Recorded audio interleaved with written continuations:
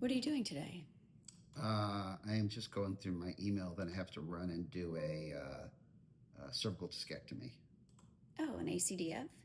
No, I have to do a posterior endoscopic cervical discectomy.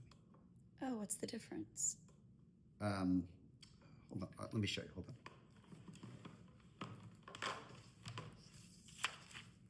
So if you look at somebody, right, you look at their head, their eyelashes, their ears, right?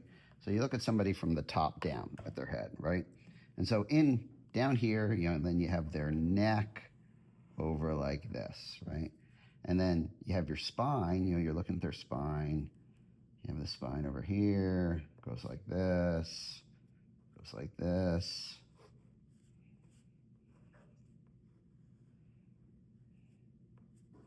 And you have your spinal canal in here, right? So what happens with somebody with a herniated disc? Their cervical disc herniates out of this circle into the spinal canal, right?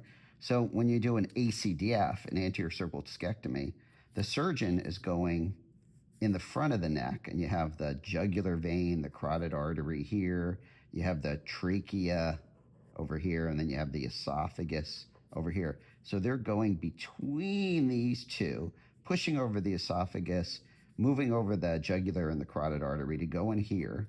And then they remove this entire disc here to get to this herniation. And then they leave in a spacer and a plate and screws to hold it together after they got this disc, right? So what we do with an endoscopic cervical discectomy is just so simple, right? We're just going in with a tube the size of a number 2 pencil with a camera on the end, right? We shave a tiny window in this bone, and then we're looking at the herniated disc, and we just remove it. And we leave all the normal disc, close with a single dissolvable stitch and a Band-Aid. So that's the difference. Patients fly to us to avoid effusion and have a much more minimally invasive surgery. So you get it? Yeah. Okay.